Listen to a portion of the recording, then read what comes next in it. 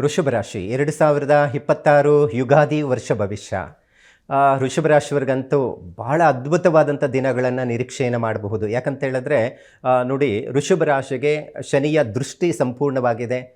ಏಕಾದಶದಲ್ಲಿ ಇರುವಂಥ ಶನಿ ಲಾಭಸ್ಥಾನದಲ್ಲಿ ದೃಷ್ಟಿ ಬೀಳ್ತಾ ಇರೋದ್ರಿಂದ ಹೆಚ್ಚು ಲಾಭವನ್ನು ನಿರೀಕ್ಷೆಯನ್ನು ಮಾಡ್ಬೋದು. ಮತ್ತು ಅದರ ಜೊತೆಗೆ ವೃಷಭ ರಾಶಿಯವರಿಗೆ ಇನ್ನೊಂದು ಪ್ಲಸ್ ಪಾಯಿಂಟ್ ಏನಪ್ಪ ಅಂತ ಹೇಳಿದ್ರೆ, ನೋಡಿ, ಗುರು ದ್ವಿತೀಯ ಸ್ಥಾನದಲ್ಲಿ ಧನಸ್ಥಾನದಲ್ಲಿದ್ದಾನೆ, ಕುಟುಂಬ ಸ್ಥಾನದಲ್ಲಿದ್ದಾನೆ. ನಿಮಗೆ ಯಾವುದಾದ್ರೂ ದುಡ್ಡು ಬರಬೇಕು ಅಥವಾ ಯಾವುದೋ ಒಂದು ಕೆಲಸ ಆಗಬೇಕು, ಚಿಂತೆ ಮಾಡೋ ಅಗತ್ಯನೇ ಇಲ್ಲ. ಒಂದು ಮಾತಿದೆ ನೋಡಿ, ಇವರು ಟೈಮ್ ಚೆನ್ನಾಗಿದೆ ಅಂದರೆ ಏನು ಮುಟ್ಟಿದ್ರೆ ಚಿನ್ನ ಆಗುತ್ತೆ ಅಂತ ಹೇಳ್ತಾರಲ್ಲ, ಆ ರೀತಿ ಶುಭ ಫಲಗಳನ್ನು ನಿರೀಕ್ಷೆಯನ್ನು ಮಾಡಬಹುದು ಅಂತ ಶಾಸ್ತ್ರದಲ್ಲಿ ಹೇಳುತ್ತೆ. ಸರ್ವ ಕಾರ್ಯನೂ ಹೆಚ್ಚು ಅಭಿವೃದ್ಧಿ ಉಂಟು ಮಾಡುವಂಥದ್ದಿರುತ್ತೆ. ಅದರಲ್ಲಿ ಹೆಚ್ಚು ಲಾಭವನ್ನು ತಂದುಕೊಡುವಂಥ ಬಿಸ್ನೆಸ್ಸಲ್ಲಿ ಏನಾದರೂ ಕಬ್ಬಿಣ ಅಥವಾ ಆಟೋಮೊಬೈಲ್ ಸಂಬಂಧಪಟ್ಟಂತಹದ್ದು ವ್ಯವಹಾರದಲ್ಲಿ ಇದ್ದೀರಾ ಅಂತ ಹೇಳಿದ್ರೆ ಹೆಚ್ಚು ಧನಲಾಭ ಉಂಟು ಮಾಡುತ್ತೆ ಅನ್ನುವಂಥದ್ದನ್ನು ಹೇಳುತ್ತೆ. ಯಾಕಂತ ಹೇಳಿದ್ರೆ ಗುರು ಹೆಚ್ಚು ಫಲಗಳನ್ನು ಧನವನ್ನು ಸೃಷ್ಟಿ ಮಾಡಿದ್ರೆ, ಏಕಾದಶ ಸ್ಥಾನದಲ್ಲಿರುವಂಥ ಶನಿ ಈ ವಾಹನ, ಕಬ್ಬಿಣ ಇಂಥದ್ರಲ್ಲಿ ಹೆಚ್ಚು ಲಾಭವನ್ನು ತಂದು ಕೊಡುತ್ತೆ ಅಂತ ಹೇಳುತ್ತೆ. ಮತ್ತು ಯಾವಾಗ ದ್ವಿತೀಯ ಸ್ಥಾನದಲ್ಲಿ ಗುರು ಇರ್ತಾನೆ, ಒಂದಷ್ಟು ಕುಟುಂಬದಲ್ಲಿ ನೆಮ್ಮದಿ ಸಿಗುತ್ತೆ, ಮತ್ತು ಒಂದಷ್ಟು ಆರ್ಥಿಕ ಸಂಕಷ್ಟಗಳು ದೂರ ಆಗುತ್ತೆ, ಒಂದಷ್ಟು ಸಾಲದ ಹೊರೆ ಕಡಿಮೆ ಆಗಲಿಕ್ಕೆ ಸಾಧ್ಯ ಆಗುತ್ತೆ, ಅಂದ್ಕೊಂಡಿರೋ ಕೆಲಸಗಳು ಸುಸೂಕ್ತವಾಗಿ ಆಗಲಿಕ್ಕೆ ಸಾಧ್ಯ ಆಗಲಿಕ್ಕೆ ಇರುತ್ತೆ.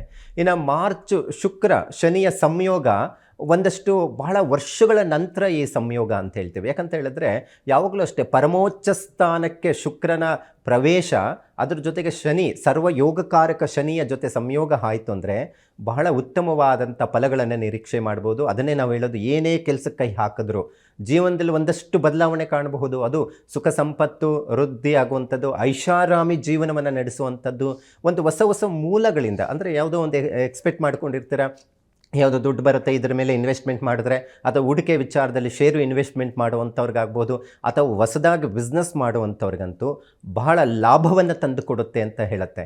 ಹಾಗಾಗಿ ಹೆಚ್ಚು ಅನುಕೂಲವಾದಂತಹದ್ದು ಈ ಒಂದು ಯೋಗ. ಮತ್ತು ಈ ಯೋಗ 30 ವರ್ಷಕ್ಕೆ ಒಂದು ಸತಿ ಬರುವಂಥದ್ದು. ಅದೇ ಈ ವರ್ಷದಲ್ಲಿ ಈ ಯೋಗವನ್ನು ಸೃಷ್ಟಿ ಮಾಡಿದೆ. ಮತ್ತು ಹೊಸ ಮಾರ್ಗಗಳು ತೆರೆಯುತ್ತೆ. ಏನಾದರೂ ಹೊಸದಾಗಿ ಏನಾದರೂ ಬಿಸ್ನೆಸ್ ಮಾಡಬೇಕು, ಈಗಾಗಲೇ ಕೆಲಸ ಬಿಟ್ಟು ಹೊಸದಾಗಿ ಕೆಲಸವನ್ನು ಮಾಡಬೇಕು ಅನ್ನುವಂಥ ನಿರೀಕ್ಷೆ ಇಟ್ಕೊಂಡಿರೋ ಅಂಥವ್ರಿಗೆ ಉತ್ತಮವಾದಂಥ ದಿನಗಳನ್ನು ನೋಡಬಹುದು ಅಂತ ಹೇಳುತ್ತೆ.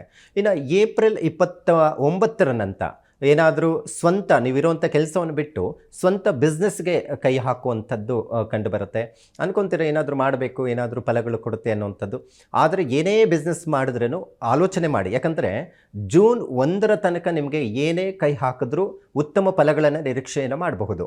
ಆದರೆ ಜೂನ್ 1ನೇ ತಾರೀಕು ಏನಾಗುತ್ತೆ, ಮಿಥುನ ರಾಶಿಯಿಂದ ಪರಮೋಚ್ಚ ಸ್ಥಾನಕ್ಕೆ ಕರ್ಕಾಟಕ ರಾಶಿಗೆ ಏನು ಗುರು ಬದಲಾವಣೆ ಆಗುತ್ತೆ, ಇದರಿಂದ ವೃಷಭ ರಾಶಿಯವರಿಗೆ ಗುರು ಬಲ ಹೋಗುತ್ತೆ. ಹಾಗಾಗಿ ವಿವಾಹ ಶುಭ ಕಾರ್ಯಗಳಿಗೆ ಅಡ್ಡಿ ಆತಂಕಗಳು ಆಗುವಂಥ ಸಾಧ್ಯತೆ ಇರುತ್ತೆ. ಅದಕ್ಕೆ ಜೂನ್ ಒಳಗಡೆ ಏನಾದರೂ ಮದುವೆ ವಿಚಾರದಲ್ಲಿ ಸೆಟ್ ಆಗಿದೆ ಅಂತ ಹೇಳಿದ್ರೆ ಮಾಡಿ ಮುಗಿಸೋದು ಒಳ್ಳೆಯದು. ಅಥವಾ ಮದುವೆಗೆ ಏನಾದರೂ ಜೂನ್ ನಂತರ ನೋಡೋಣ ಅಂದರೆ ಬೇಗ ಆಗೋದಿಲ್ಲ. ಈಗಿಂದನೇ ಪ್ರಯತ್ನ ಮಾಡಿ ಒಳ್ಳೆಯ ಫಲಗಳನ್ನು ನಿರೀಕ್ಷೆಯನ್ನು ಮಾಡಬಹುದು. ಇನ್ನು ಅದ್ರ ಜೊತೆಗೆ ಬಿಸ್ನೆಸ್ನಲ್ಲಿ ಹೆಚ್ಚು ಒಂದಷ್ಟು ಏರಿಳಿತಗಳು ಕಂಡುಬರುವಂಥದ್ದಿರುತ್ತೆ. ಒಂದು ಬಿಸ್ನೆಸ್ಸಲ್ಲಿ ಒಂದಷ್ಟು ಸಮಸ್ಯೆಗಳು ಉಂಟಾಗುವಂಥದ್ದಿರುತ್ತೆ. ಆ ಸಂದರ್ಭದಲ್ಲಿ ಹೊಸ ಬಿಸ್ನೆಸ್ ಏನು ಕೈ ಹಾಕೋಕ್ಕೆ ಹೋಗಬೇಡಿ. ಜೂನ್ ನಂತರ ಒಂದಷ್ಟು ಕೆಲಸದ ವಿಚಾರದಲ್ಲಿನೂ ಬದಲಾವಣೆ ಮಾಡಿಕೊಳ್ಳೋದ್ರಿಂದ ಒಂದಷ್ಟು ತೊಂದರೆಗಳು ಉಂಟಾಗುವಂಥ ಸಾಧ್ಯತೆಗಳಿರುತ್ತೆ. ಸ್ವಲ್ಪ ಎಚ್ಚರಿಕೆಯಿಂದ ಮುಂದೆ ಹೋಗೋದು ಒಳ್ಳೆಯದು. ಜೂನ್ ಜುಲೈ ನಂತರ ಹಣದ ಅಭಾವ ಉಂಟಾಗಬಹುದು. ನೋಡಿ, ನೀವು ಆದಷ್ಟು ಈಗಿಂದನೇ ಯೋಚನೆ ಮಾಡಿ. ಜೂನ್ ಜುಲೈ ನಂತರ ಯಾವುದೇ ರೀತಿಯಾದಂಥ ದೊಡ್ಡ ಮಟ್ಟಿಗೆ ಇನ್ವೆಸ್ಟ್ಮೆಂಟ್ ಮಾಡೋದು, ದುಡ್ಡಿನ ವಿಚಾರದಲ್ಲಿ ಸಮಸ್ಯೆಗಳು ಸಿಕ್ಕಾಕೊಳ್ಳುವಂಥ ಸಾಧ್ಯತೆ ಇರುತ್ತೆ. ಅದರಲ್ಲಿ ಪ್ರಮುಖವಾಗಿರೋದು ಸಾಲದ ವಿಚಾರದಲ್ಲಿ ಮೊರೆ ಹೋಗಬೇಡಿ. ಆ ಸಂದರ್ಭದಲ್ಲಿ ಸಾಲದ ಹೊರೆ ಜಾಸ್ತಿ ಆಗುವಂತಹ ಸಾಧ್ಯತೆಗಳು ಹೆಚ್ಚಾಗಿರುತ್ತೆ. ಇನ್ನು ಆಗಸ್ಟ್ 5 ನಂತರ ಶುಕ್ರ ಕನ್ಯಾ ರಾಶಿಗೆ ಹೋದರೆ, ನೋಡಿ, ಶುಕ್ರ ಕನ್ಯಾ ರಾಶಿಗೆ ನೀಚ ಸ್ಥಾನ ಅಂತ ಹೇಳ್ತೀವಿ. ಒಂದಷ್ಟು ಕಾಲ ಸಮಸ್ಯೆಗಳು ಎದುರಾಗುವಂಥದ್ದಿರುತ್ತೆ. ಅದರಲ್ಲಿ ಸ್ತ್ರೀಯಿಂದ ನೆಮ್ಮದಿ ಹಾಳಾಗುವಂಥದ್ದಿರುತ್ತೆ. ಹಾಗೂ ವೈವಾಹಿಕ ಜೀವನದಲ್ಲಿ ಒಂದಷ್ಟು ಸಮಸ್ಯೆಗಳು, ಚಿಕ್ಕಪುಟ್ಟ ವಿಚಾರದಲ್ಲೇ ದೊಡ್ಡದಾದಂತಹ ಮಾನಹಾನಿ ಆಗುವಂಥ ಸಾಧ್ಯತೆಗಳು ಜಾಸ್ತಿ ಇರುತ್ತೆ. ಬೇಡವಾದಂಥ ದಾರಿಯಲ್ಲಿ ಹೋಗುವಂಥ ವ್ಯಕ್ತಿನೂ, ಒಂದು ಹೆಣ್ಣು ಮಗುವಿಂದ ನಿಮಗೆ ಸಮಸ್ಯೆಗಳು ಉಂಟಾಗುತ್ತೆ. ಮನೆಯಲ್ಲಿ ಏನಾದರೂ ಹೆಣ್ಣು ಮಗು ಇದ್ರೇನು ಓದ್ತಾ ಇಲ್ಲ ಅಥವಾ ಯಾರನ್ನೂ ಇಷ್ಟಪಟ್ಟಿದ್ದಾರೆ, ಈ ಥರದ್ದೆಲ್ಲ ಸಮಸ್ಯೆಗಳು ಬಂದು ಮನಸ್ಸಿಗೆ ನೆಮ್ಮದಿ ಹಾಳಾಗುವಂಥದ್ದಿರುತ್ತೆ. ಆ ಏನು ಕನ್ಯಾ ರಾಶಿಯಲ್ಲಿ ಶುಕ್ರ ಇರುವಂತಹ ತನಕ ಸ್ವಲ್ಪ ಎಚ್ಚರಿಕೆಯಿಂದ ಇರಬೇಕಾಗುತ್ತೆ.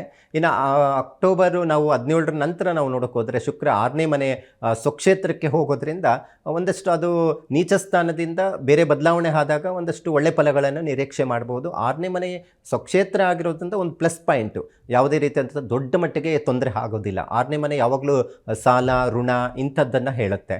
ಹಾಗಾಗಿ ಸ್ವಕ್ಷೇತ್ರದಲ್ಲಿ ಸಮಸ್ಯೆಗಳು ಬರೋದಿಲ್ಲ. ಆದರೆ ರವಿ ನೀಚ ಸ್ಥಾನಕ್ಕೆ ಪ್ರವೇಶ ಮಾಡ್ತಾನೆ. ಯಾಕಂತ ಹೇಳಿದ್ರೆ ಶುಕ್ರಾದಿತ್ಯ ಯೋಗವನ್ನು ಸೃಷ್ಟಿ ಮಾಡುವಂಥ ಸಂದರ್ಭದಲ್ಲಿ ರವಿ ನೀಚ ಸ್ಥಾನದಲ್ಲಿದ್ದಾಗ ಪಿತೃಗಳಿಗೆ ಸಂಬಂಧಪಟ್ಟಂಥದ್ದು ಆರೋಗ್ಯದ ಮೇಲೆ ಪರಿಣಾಮ ಬೀಳುತ್ತೆ. ಯಾಕಂದರೆ ಆರೋಗ್ಯಕಾರಕ ರವಿಗ್ರಹ ಆಗಿರ್ತಾನೆ, ಪಿತೃಕಾರಕನು ರವಿಗ್ರಹನೇ ಆಗಿರೋದ್ರಿಂದ ಆರೋಗ್ಯದ ಮೇಲೆ ಹೆಚ್ಚು ಗಮನ ಹರಿಸಬೇಕಾಗುತ್ತೆ. ಏನಾದರೂ ಸರ್ಜರಿಗೆ ಸಂಬಂಧಪಟ್ಟಂಥದ್ದಿತ್ತು ಅಥವಾ ಒಂದಷ್ಟು ಮುಂದಕ್ಕೆ ಹಾಕೋದು ಒಳ್ಳೆಯದು, ಅಥವಾ ಆರೋಗ್ಯದ ಬಗ್ಗೆ ಯೋಗ ಮತ್ತು ಅದ್ರ ಜೊತೆಗೆ ಸೂರ್ಯ ನಮಸ್ಕಾರವನ್ನು ಮಾಡಿಕೊಳ್ಳುವಂಥದ್ದು ಬಹಳ ಉತ್ತಮವಾದಂಥ ಫಲ ಕೊಡಲಿಕ್ಕೆ ಸಾಧ್ಯ ಆಗುತ್ತೆ. ಇನ್ನು ಅಕ್ಟೋಬರ್ 31ರ ನಂತರ ಗುರು ಕರ್ಕಾಟಕ ರಾಶಿಯಿಂದ ಸಿಂಹರಾಶಿಗೆ ಏನು ಬದಲಾವಣೆ ಆಗುತ್ತೆ, ವಿದ್ಯಾರ್ಥಿಗಳಿಗಂತೂ ವಿದ್ಯಾಭ್ಯಾಸದಲ್ಲಿ ಒಂದಷ್ಟು ಹೆಚ್ಚು ಗಮನ ಕೊಡಬೇಕಾಗುತ್ತೆ.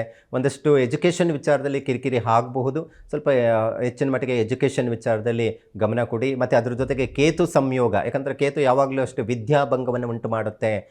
ಕೇತು ದಶ ಅಥವಾ ಕೇತು ಚತುರ್ಭಾವದಲ್ಲಿ ಇದ್ದಂಥ ಸಂದರ್ಭದಲ್ಲಿ ಎಜುಕೇಷನ್ಗೆ ತೊಂದರೆ ಆಗುತ್ತೆ. ಆದರೆ ಗೋಚಾರ ಫಲದಲ್ಲಿ ಒಂದಷ್ಟು ಸಮಸ್ಯೆಗಳು ಉಂಟಾಗಬಹುದು. ಸ್ವಲ್ಪ ಹೆಚ್ಚಿನ ಜಾಗೃತೆ ವಹಿಸಬೇಕು. ಅದು ಡಿಸೆಂಬರ್ ಎಂಡಿಂಗ್ ತನಕ ಸ್ವಲ್ಪ ವಿದ್ಯಾರ್ಥಿಗಳು ಓದೋದರಲ್ಲಿ ಗಮನ ಕೊಡೋದು ಉತ್ತಮ.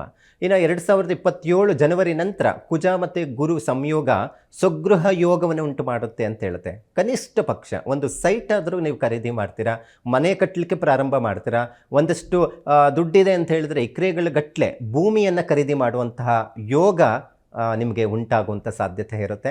ಹಾಗಾಗಿ ರಿಯಲ್ ಎಸ್ಟೇಟ್ ಸಂಬಂಧಪಟ್ಟಂತಹವ್ರಿಗಂತೂ ಬಹಳ ಅದ್ಭುತವಾದಂಥ ದಿನಗಳು ಅಂತ ಹೇಳ್ಬೋದು. ಒಟ್ಟಾರೆ ಓವರಲ್ಲಾಗಿ ನಾವು ನೋಡೋಕ್ಕೋದ್ರೆ ಯುಗಾದಿ ಭವಿಷ್ಯ ಅಂತ ನಾವು ನೋಡೋಕ್ಕೋದ್ರೆ ವೃಷಭ ರಾಶಿಯವರಿಗೆ ಜೂನ್ 1ರ ತನಕ ಬಹಳ ಅದ್ಭುತವಾದಂಥ ದಿನಗಳನ್ನು ನಿರೀಕ್ಷೆಯನ್ನು ಮಾಡ್ಬೋದು. ಯಾವುದೇ ಕೆಲಸಗಳು ಕೈ ಹಾಕಿದ್ರೂ ಬರಬೇಕಾಗಿರುವಂಥ ದುಡ್ಡು ಕೈ ಬಂದು ಸೇರುವಂಥದ್ದು ಇರುತ್ತೆ. ಯಾವಾಗ ಜೂನ್ 1ನೇ ತಾರೀಕು ನಂತರ ಅಕ್ಟೋಬರ್ 31ರ ತನಕ ಯಾವುದೇ ಕೆಲಸಗಳು ಆಗೋದಿಲ್ಲ. ಒಂದಷ್ಟು ಆರೋಗ್ಯದ ಮೇಲೆ ಪರಿಣಾಮ ಬೀಳುತ್ತೆ. ಒಂದಷ್ಟು ಸಮಸ್ಯೆಗಳು, ಬೇಡವಾದಂಥ ಸಮಸ್ಯೆಗಳು ಮೈ ಮೇಲೆ ಬರುವಂಥ ಸಾಧ್ಯತೆಗಳು ಹೆಚ್ಚಾಗಿರುತ್ತೆ. ಸಾಲದ ಬಾಧೆ ಜಾಸ್ತಿ ಆಗುವಂಥದ್ದಿರುತ್ತೆ. ಆ ಸಂದರ್ಭ ಸ್ವಲ್ಪ ನೀವು ಜಾಗ್ರತೆ ವಹಿಸ್ಬಿಟ್ರೆ ಉತ್ತಮವಾದಂತಹ ಅಭಿವೃದ್ಧಿ ಆಗಲಿಕ್ಕೆ ಸಾಧ್ಯ ಆಗುತ್ತೆ.